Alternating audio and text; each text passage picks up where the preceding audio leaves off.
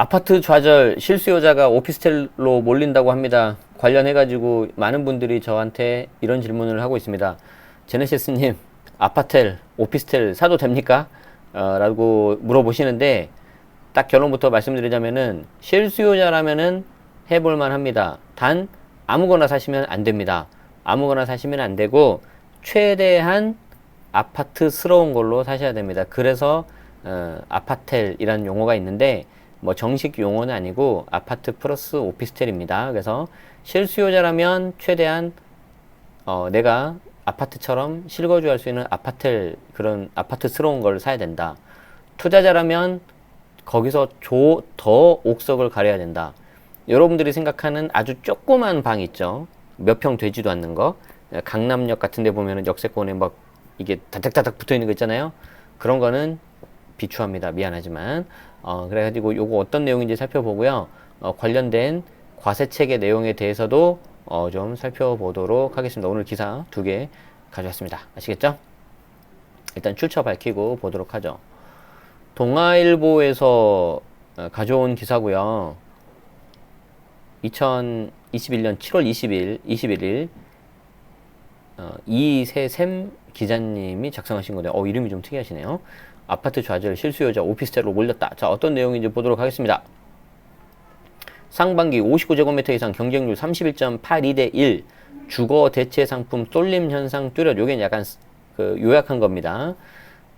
이때 이제 이거 전용 면적일 텐데 참고로 우리 어떤 참여하신 분이 말씀해 주셨지만 전용 면적 20평대라면 아파트는 공급 면적 우리가 흔히 말하는 뭐 30평대라고 말을 하잖아요.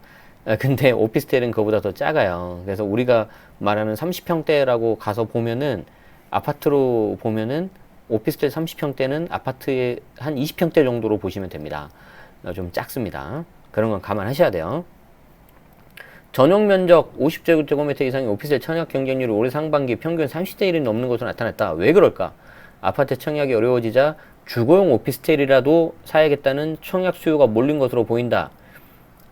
청약 홈에 등록된 오피스텔 분양 정보를 분석해 보니까 전국 32곳에서 오피스텔 12,740실이 공급돼서 청약을 10만 5,231건 받았다.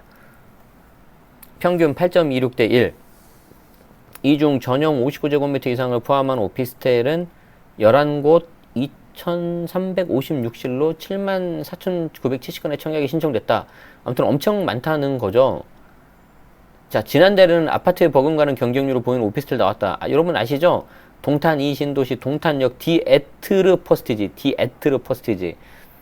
야, 어쨌든 이게 323실 모집을 했는데 26,783건의 청약이 몰리면서 평균 경쟁률 82.92대 1. 근데 분양가도 되게 높았거든요. 옆에는 아파트보다 더 높아가지고 했는데 뭐 어차피 물 들어올 때 노 젓는 거 아니겠습니까? 건설사, 시행사 이쪽은. 이게 그냥 하지 않아요. 완판 될 거라 예상하고 그 가격으로 한 거죠. 자, 분양업계는 통상 전용 59제곱미터 이상 오피스텔을 아파트를 대체할 수 있는 주거 상품으로 본다.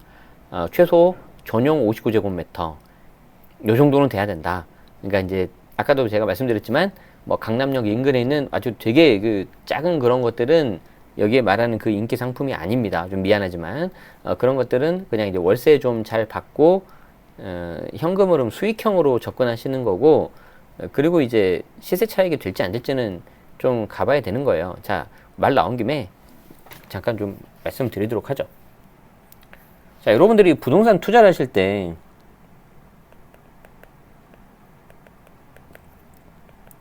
방향을 잘 설정하셔야 됩니다.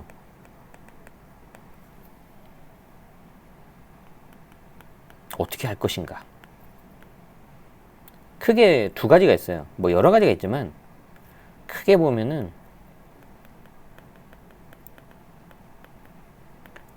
시세 차익형이고요.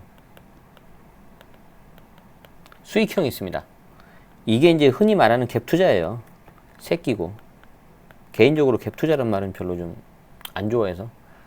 왜냐하면 우리 부모님 세대도 이거 다 새끼고 하셨잖아요.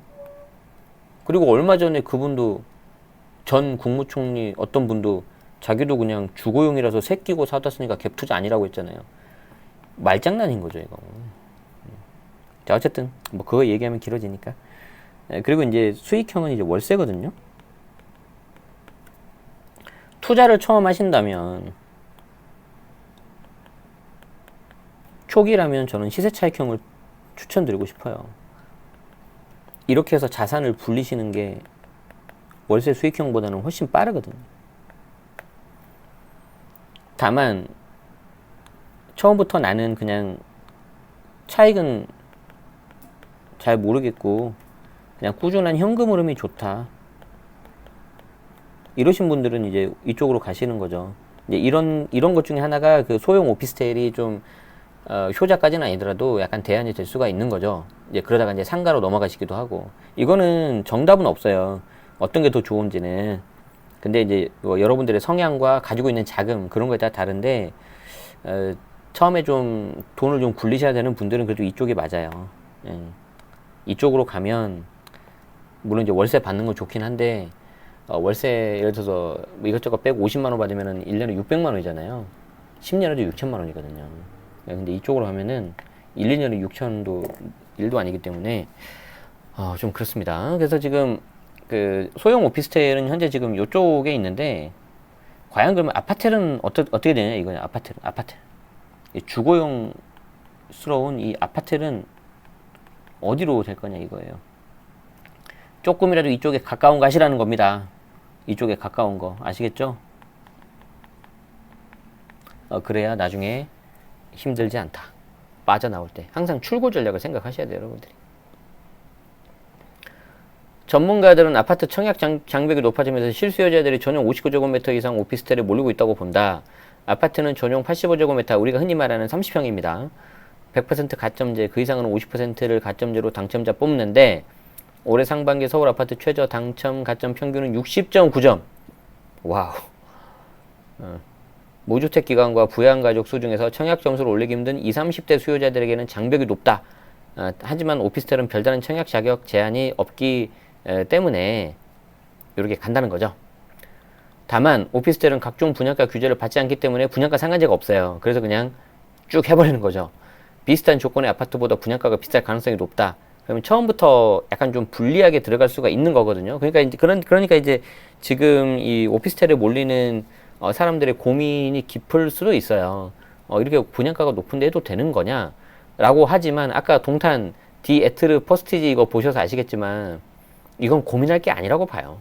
당첨이 되냐 안 되냐, 이게 문제인 거지 고민할 거 전혀 아니라고 저는 봅니다. 물론 다 그런 건 아니에요. 아시겠죠? 자, 권일 부동산 인포팀장은 아파트 규제 강도가 높아지면서 아파트를 대체할 만한 주거상품인 주거용 오피스텔의 쏠림 현상이 나타나고 있다 라고 하는 거죠. 자, 그러면은 우리 조금 더 약간 이 아파트 이야기를 좀 해보도록 합시다. 네. 이 녀석은 말이죠, 뭐 지금 다 말씀드릴 수는 없고, 최대한 아파트스러운 걸 사야 돼. 아파트스러운 거. 그래서 평수가 가급적 큰 게 좋고요. 방은 최소 3개 이상 되면 좋겠다. 화장실은 2개면 더 좋고. 그쵸? 판상형이면 더 좋겠죠. 그리고 대단지면 좋을 것 같아요. 대단지면 좀 규모가 좀 크면 좋겠죠. 그리고 당연히 뭐 역세권이면 말 것도 없고, 여기 이제 몰세권도 있으면 좋겠어요. 역세권이면서 몰이 같이 있는 거, 예를 들어서 여기 동탄도 마찬가지지만 수지 신분당선에 성복역 롯데캐슬 골드, 그것도 괜찮죠. 거기 제가 아는 그 지인도 이제 신혼이니까 오피스텔 전세로 들어가는데 정말 말리고 싶었죠. 거기를 왜 전세를 갈까, 그냥 차를 사버리지. 몇 년 전이었으니까. 그러고 싶었는데 어떡해요, 말 안 듣죠. 자, 어쨌든 방금 제가 몇 개 적어드렸죠. 뭐 별거 아니라고 보실 수도 있겠지만, 요 요건을 잘 갖춰가지고 사면은 그래도 손해는 안 볼 겁니다. 자, 그러면 이제 그런 게 있다고 치고, 그럼 이제 내가 이제 실거주자로 접근하느냐 아니면 투자자로 접근하느냐 그건데, 특히 이제 투자용으로 접근하실 분들은 오피스텔 과세책을 잘 아셔야 돼요. 잘못하면 폭탄 맞습니다. 거기에 대한 내용을 또 하나 좀 해보도록 하죠. 주거용 오피스텔 세금이 헷갈린다면 텍스와치에서 가져왔고요. 몇 번 제가 소개해 드렸었죠. 2021년 7월 7일 날짜 좋군요. 77 배민주 기자님이 작성하신 글입니다. 예전에 한번 저 인터뷰하러 올 때 오셨어요. 참고로 텍스와치에서 제네시스 박을 검색해보자. 제네시스 박을 검색하면 여기 나옵니다. 여기 나오죠. 배민주 기자. 이상원 기자. 이때 이제 미네르바 올빼미님, 투에이스님, 자모님 이렇게 해가지고 같이 이렇게 좀 소개된 적이 있었죠. 영광이었죠. 자, 어쨌든 아까 다시 기사로 가서 요거 봅시다. 자, 오피스텔은 업무용과 주거용 모두 사용할 수 있다. 이렇기 때문에 여러분들이 어려운 겁니다. 다만 세법에 따라 같은 오피스텔이라도 업무용인지 주거용인지 실제 사용 용도에 따라서 세금은 다르게 부과가 되는데 실질 과세가 원칙이기 때문이다. 하지만 실제로 어떤 용도로 사용하는지 과세 당국이 일일이 확인하는 건 어렵다. 이러한 이유로 세금은 재산세 과세 대상상의 용도에 따라서 구분해 부과한다. 용도에 따라 구입식에 따라 달라지는 주거용 오피스텔과 관련한 복잡한 세제에 대해서 정리해봤다. 제가 뒤에 깔끔하게 한 방으로 정리를 해드릴게요. 1주택자가 오피스텔 취득하면 다주택자다. 자, 일반적으로 1주택자가 오피스텔을 추가로 구입하면 취득세에 중과하지 않는다. 기존의 아파트나 빌라 다세대 등 주택을 가지고 있으면서 오피스텔을 사면 취득세는 기존 보유 주택 상관없이 무조건 4.6%로 갔다. 그러니까 오피스텔 자체 취득세는 그냥 4.6이라는 거예요. 여러 채를 구입해도 역시 세율은 동일하다. 왜냐하면 구입 당시에는 용도가 주거용인지 업무용인지 확정되지 않았다고 간주하기 때문이다. 하지만 잠깐 재산세네. 자, 이제 취득세 이야기 해봐야지. 이 오피스텔을 그냥 한 방에 정리를 해야 돼. 한 방에 우리가. 자, 일단 크게 보면 이 오피스텔은 말이죠.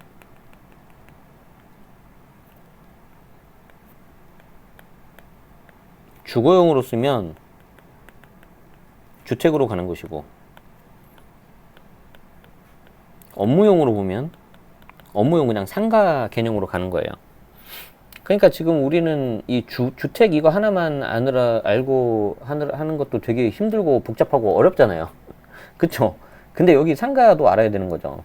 그래서 어려운 거죠. 자, 그래서 한 방에 정리를 하자. 자, 이게 이제 주거용,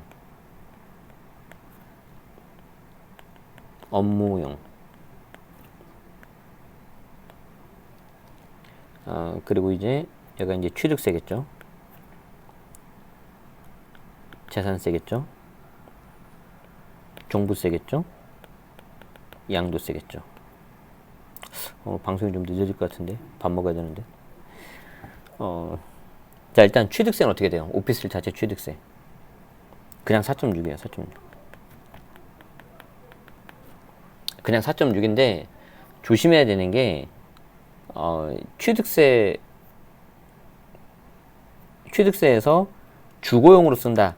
그러면은 2020년 8월 10일 이후는 취득세 주택수 포함이에요. 그래서 다른 주택 중과를 유도할 수 있다. 다른 주택 취득세 중과. 오피스텔 자체는 취득세 중과가 안 들어가는데 다른 주택을 살 때 얘 때문에 취득세에 폭탄 맞을 수가 있다. 그럼 제가 업무용으로 쓰는 건 어떻게 되나요? 업무용으로 쓰는 건 상관이 없죠. 주거용 오피스텔이 이제 취득세, 주택세 안 들어가니까. 그런데 업무용으로 쓴다는 거는 실제 사업자한테 세를 내야 됩니다. 자, 일단 취득세 요 정도 하고.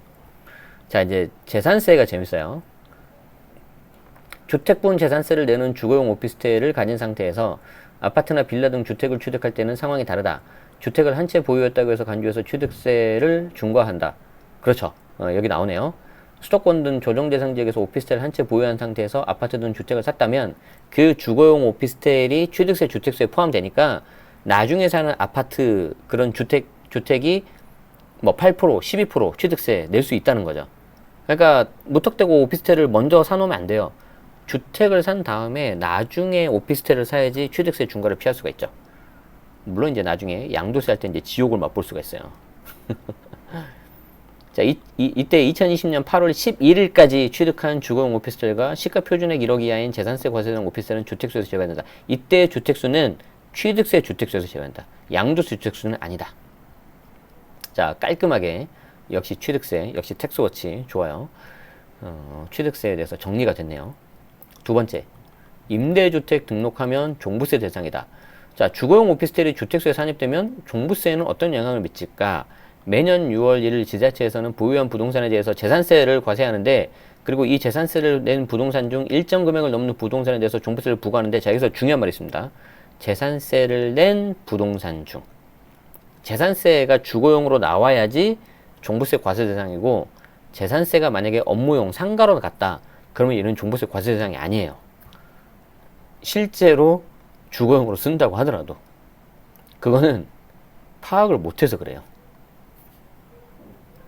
자, 부과 여부는 재산세 유형에 따라 갈리는데, 오피스텔은 공부상 근린생활시설로 구분돼서 상가분 재산세를 부과한다. 주거용으로 오피스텔을 사용하고 있다 하더라도 재산세는 공부상 목적에 따라서 세금이 부과되기 때문에 주택분 재산세를 내지 않은 오피스텔은 종부세 대상에서 제외가 된다. 여기 나오죠. 방금 제가 한 말. 재밌죠? 하지만 오피스텔을 임대주택으로 등록을 했거나 세금을 줄이기 위해서 주택분 재산세 부과를 신청했다면 살펴봐야 된다. 자, 오피스텔을 임대주택으로 등록하면 이건 빼박이잖아요. 그렇기 때문에 주택수 당연히 포함돼서 주택분 재산세가 나오는 것이고, 만약에 세금을 좀 보유세를 줄이기 위해서 주택분 재산세로 변경 신청하시는 분이 있어요. 왜냐하면 상가분이 조금 더 높거든요. 그래서 일부 지자체에서는 이 오피스텔 소유자가 바뀌면은 자동으로 상가로 바꿔버리는 데가 있어요. 그러면은 이제 재산세가 상가분으로 나오거든요. 그럼 이제 그거 보고, 야, 왜 내가 주거용인데 이게 상가용으로 나와? 나는 주택분이 더 작으니까 주택으로 바꿔줘라고 변경 신청할 수가 있습니다. 주거용으로 쓰고 있는 상태에서. 그러면은 지자체에서는 네, 그럼 바꿔드릴게요. 바꿔가지고 재산세는 좀 적게 나올 수가 있는데, 알고 봤더니 그분이 고가주택 가지고 있었다. 그러면 저것 때문에 종부세가 더 많이 나올 수도 있어요. 잘 하셔야 돼요, 이거. 아주 카멜레온 같은 녀석이죠. 세금을 덜 내기 위해 용도를 변경했지만 주택으로 간주돼서 예상치 못한 세금 폭탄을 맞을 수 있다. 종부세가 이제 종부세 주택수에도 들어가 버리니까.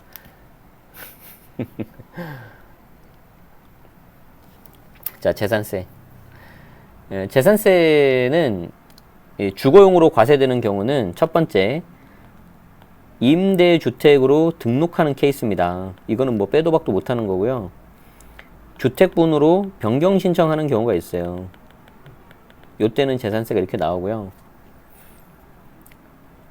업무용으로는 당연히 이제 업무용으로 쓰면 뭐 상관없는 거죠. 자, 그럼 업무용으로 썼다 그러면 종부세가 안 나와요. 재밌는 거는 이거를 이제 주거용으로 썼다 그러면 얘가 종부세가 나온다는 거죠. 과세가 된다는 거죠. 자, 그래서 종부세 중과 조심해야 돼요. 종부세 중과 조심. 왜냐하면 종부세 중과가 조정지역 2주택 또는 지역 상관없이 3주택이면은 들어가 버리잖아요. 예를 들어서 내가 강남에 고가주택이 하나가 있다. 그런데 한 1억도 안 되는 오피스텔이 주거용 재산세가 들어가서 그게 종부세에 들어갔다. 그러면 요 강남에 있는 이 녀석이 오피스텔이 만약에 조정이고 얘도 조정이면은 얘 2주택 조정이니까 1.2에서 6% 중과세율이 적용이 돼요. 얘 때문에 폭탄 맞을 수 있어요. 그러니까 재산세만 보고 생각하지 마십시오. 제발. 이 재산세는 이 종부세하고 이렇게 연결이 됩니다. 그래서 이제 여기서 이제 여러분들이 또 이제 막 상상의 나래를 막 펼치는 거죠. 아, 그러면은 공실로 놔둔 상태에서 하면 어떻게 됩니까? 막 별별 막 상상의 나래를 펼치는데 꼼수는 쓰지 마시고. 자, 그리고 이제 마지막 양도세. 양도세를 부과할 때에는 주택의 실질 용도를 중심으로 세금을 부과한다. 그러니까 지금까지 봤었던 취득세, 재산세, 종부세 이제 다 필요 없어요. 다 필요 없고 양도세는 이제 실질과세 원칙으로 들어가는 거예요. 그래서 공부상 업무용 시설이지만 주거용으로 쓰면은 양도세, 주택수에 포함돼 가지고 양도세에 큰 영향을 미칠 수 있다는 거죠. 주거용 오피스텔을 가지고 있다가 팔 때는 주택과 동일하게 적용한다. 주거용 오피스텔도 1주택으로 간주해서 중과하고, 만약에 또 주택으로 간주하니까 비과세 요건 갖추면은 비과세 혜택도 받을 수 있어요. 당연히 2년 실거 조건 그런 거 들어가겠죠. 따라서 주거용 오피스텔을 갖고 있으면서 보유하고 있는 아파트를 팔아야 되는 사람이라면 주거용 오피스텔을 상업용이나 업무용으로 전환하는 방법을 사용할 수 있지만 어제 최영규 세무사님하고도 같이 우리 조문을 받지만 업무용으로 바꾸고 난 다음에 1주택 비과세 받으려고 해도 추가 2년 있어야 된다. 최종 1주택. 아, 이제 환장하는 거죠. 그렇다면 이제 이걸 추가 2년 안 하려면은 멸실을 해야 되는데 오피스텔이 멸실이 되나요? 이 공동 건물인데. 그래도 이제 이렇게 용도를 전환하면 양도세 중과는 피할 수 있죠. 비과세 하려면 추가 2년 돼야 되는 것이고. 오피스텔에 거주하는 세입자를 내보내고 나서 사무실이나 접객시설용으로 용도를 변경해야 돼요. 그리고 저 경우에 그러면 공실로 두면 어떻게 되느냐? 공실로 뒀을 때 이걸 주택으로 보니까 업무용으로 봅니까? 이건 예규가 있어요. 예전에 주거용으로 썼다, 그리고 공실로 뒀다, 그리고 팔았다, 그럼 주택이에요. 이제 막 꼼수들이 난무하는데, 공실이니까 공부상은 업무용으로 돼 있으니까 업무용으로 봐야 되는 거 아닙니까? 그런데 그 전에 주택으로 썼잖아요. 주거용으로. 아니, 주거용 쓰는지 어떻게 합니까? 아니, 주택분 재산세가 나왔었잖아요. 아까 보면. 주거용으로 썼을 때 주거용 재산세가 나왔다. 그리고 나서 공실로 뒀다. 그럼 어떻게 된다? 당연히 양도세 주택수 들어가는 거죠. 그럼 이걸 확실하게 피하려면 어떻게 된다? 여기 나오는 것처럼 세입자 내보내고 사무실 임차를 받아가지고 부가치세 받고 월세를 받으셔야죠. 세금 계산서 끊어주시오.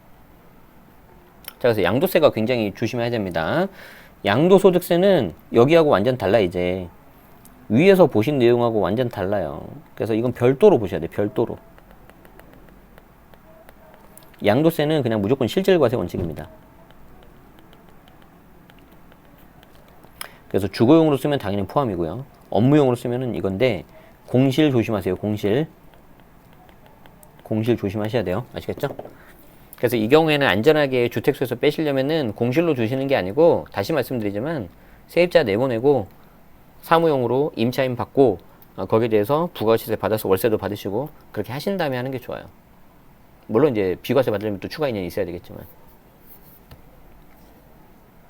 자, 이렇게 주거용 오피스텔이 상업용이나 업무용으로 전환되면 주택이 아닌 것으로 간주된다. 또한 보유세 중과 여부를 판단하는 주택수 기준에서도 빠져서 절세에 활용될 수 있다. 아까 그 재산세도 이제 빠지겠죠, 그러면.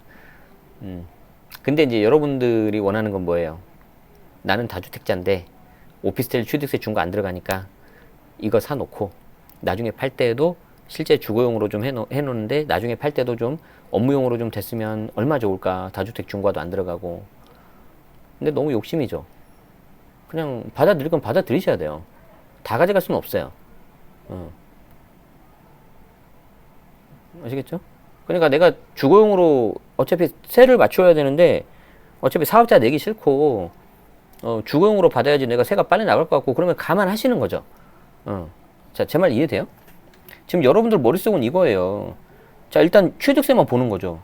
주거용으로 하든 업무용으로 하든 4.6%니까 갑자기 12% 보시다가 4.6% 보니까 너무 좋은 거예요. 야, 이거밖에 안 나가. 예전엔 이것도 컸는데. 그런데 이제 나중에 출고 전략, 항상 제가 출고 전략 생각하시는데, 그죠? 출고 전략. 양도세에서 이쪽으로 하고 싶은 거죠. 근데 처음에 샀을 때 취득세는 아무 생각 없어요. 그냥 어디 강의를 들어가니까, 카페 가니까 무조건 사래 하고 샀어. 그리고 이제 세를 맞춰야 되니까 에라 모르겠다 그냥 이렇게 맞추는 거죠. 재산세. 실제 주거 용도로. 그리고 나서 팔 때는 이쪽으로 가고 싶은 거죠. 요렇게. 그거 안 되죠. 이렇게 했다가 이렇게 해서 이렇게 팔아야죠. 근데 이거 만약 실제 업무용으로 세를 놓기가 힘들 경우 있잖아요. 그럼 이렇게 가서 그냥 이렇게 가세요. 가고 그냥 그냥 중과 맞더라도 내가 차익에 대해서 좀 세금 내자. 아니면은 그냥 법인으로 해가지고 차라리 추가 법인세만 좀 내시던가. 그게 맞죠. 근데 어떻게든지 이렇게 해서 이렇게 가려고 하는 거예요. 이게 이제 여러분들을 이제 힘들게 하는 거죠. 아시겠습니까? 죽고 싶지만 떡볶이는 먹고 싶어. 약간 그런 마음인 거죠. 그렇기 때문에 그냥 너무 이거를 다 가시려고 하면 안 돼요. 오피스텔 아파트를 분명히 틈새 현재 상황에서 잘 고르면 틈새 투자가 될 수 있습니다. 있는데 굉장히 좀 옥석을 가리셔서 보셔야 되고요. 그 옥석을 가려서 본다는 거는 이걸 보셔야 된다는 거예요. 요걸 가지고 실거주든지 투자형이든지 이렇게 접근하셔야 된다는 거죠. 그래야지 뭔가 수익이 나올 거예요. 그리고 난 다음에 그냥 거기 나온 세금에 대해서는 그냥 내가 낸다. 내가 내. 이렇게 하는 거죠. 아시겠습니까? 이제 뭐 여러분들이 이제 모험심이 강하다, 호기심이 강하다 그러시면은 공실로 두고 한번 해보세요. 어떻게 되나? 아주 운이 좋으면은 넘어갈 수가 있는데 그게 이제 뭐 한 5년, 뭐 제척 기간이 5년 맞나?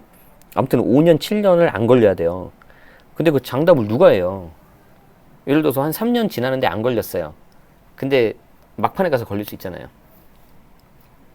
그렇기 때문에 예를 들어서 그런 경우에 이제 안 걸리는 경우도 있는데 그거는 운이 좋아서인 것 뿐이지 그게 맞는 건 아니거든요. 그래서 여러분들이 알고 하셔야 된다는 겁니다. 알고 내가 선택하는 거예요. 나는 그냥 리스크 있더라도 내가 한번 해보겠다. 아니다. 나는 그냥 원칙대로 하겠다. 당연히 후자가 낫죠. 아시겠죠?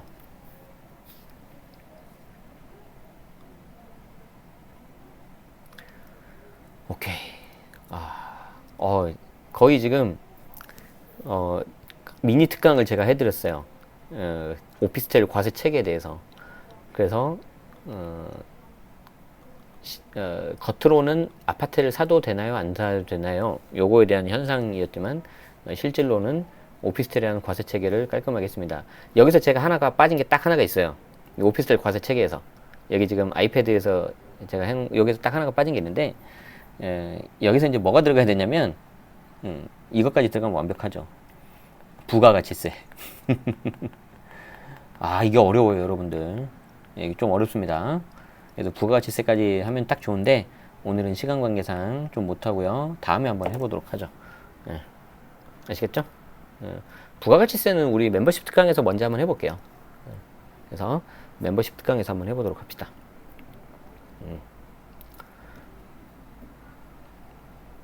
오케이. 여기까지 하도록 하겠습니다.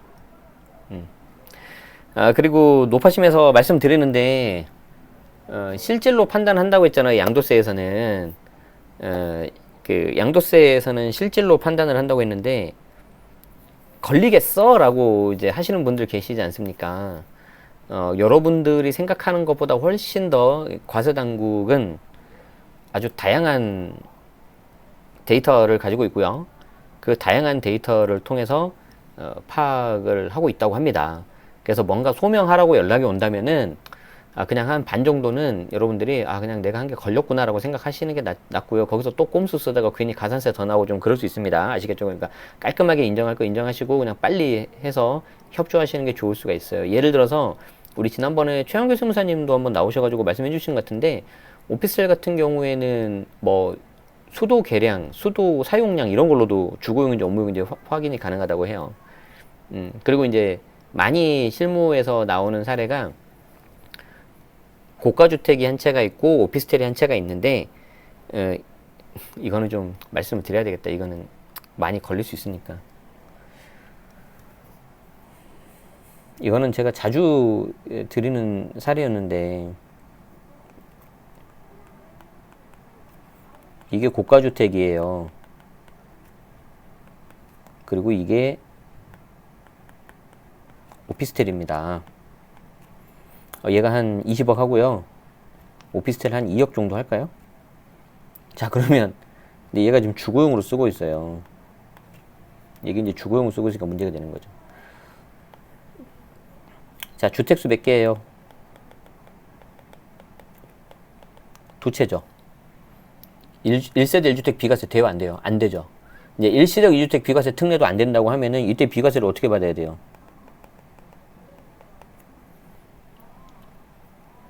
1번 OP를 팔아요. 그리고 추가 2년 OP를 증여해요. 그리고 추가 2년 OP를 업무용으로 용도 변경을 해요. 그리고 추가 2년 이게 이제 힘들게 하는 거잖아요. 그죠? 추가 2년 안 하려면 어떻게 해야 돼요? 4번 OP를 등록을 해요. 세법상 장기임대주택 등록으로 하고 그리고 나서 거주주택 비과세 특례를 받으면 돼요. 이때는 추가 2년 안 해도 되겠죠. 이게 이제 추가 2년 안 하는 거의 유일한 거죠. 거의 유일한 거죠. 근데 대신 요건이 까다로워요. 그래서 반드시 이때는 좀 세무사 끼고 하시는 게 좋아요. 자, 그런데 5번도, 자, 요 경우가, 자, 요 경우가 있어요, 요 경우가. 5번. 5번이라고 하면 안 되겠다. 자, 예를 들어서, 이 용도 변경을 실제로 잘하면 좋은데, 3-3-라고 할까요? 3-.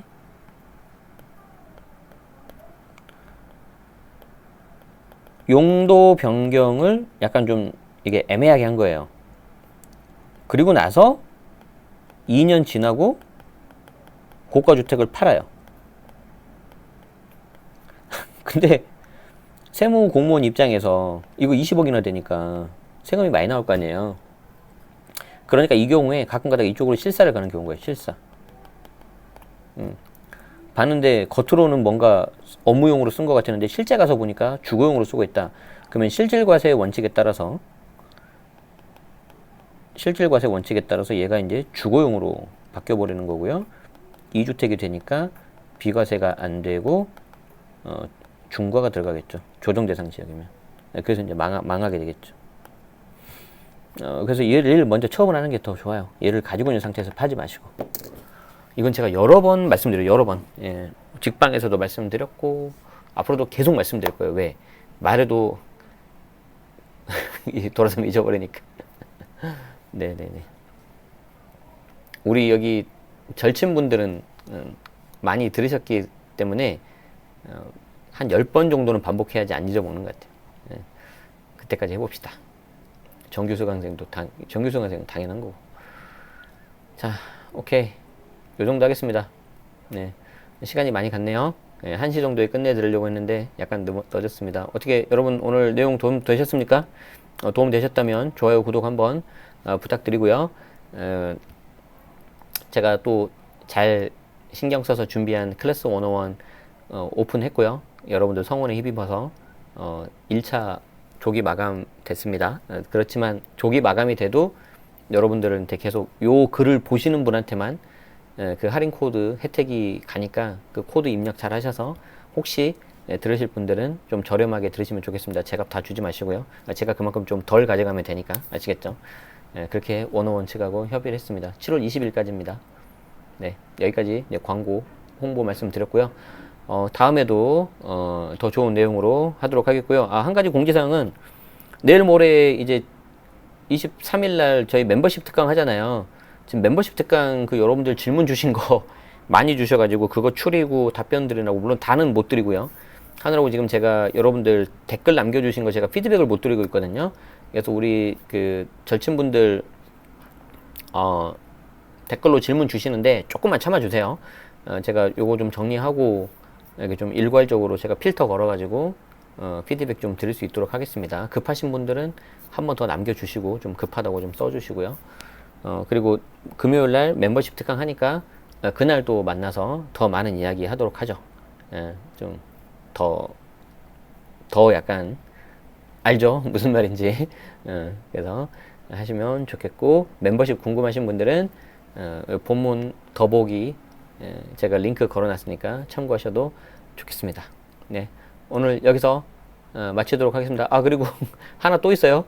그 제가 7월 20일까지만 기존 멤버십 특강 오픈하기로 했는데 7월 말일까지 다 열어드리기로 했죠. 그러니까 그 늦었다고 생각하지 마시고 7월 31일까지니까 기존의 거 한꺼번에 다 들으세요. 그리고 멤버십 부담되시는 분들은 이번 달에 가입하셔서 싹 다 듣고 해지하면 돼요.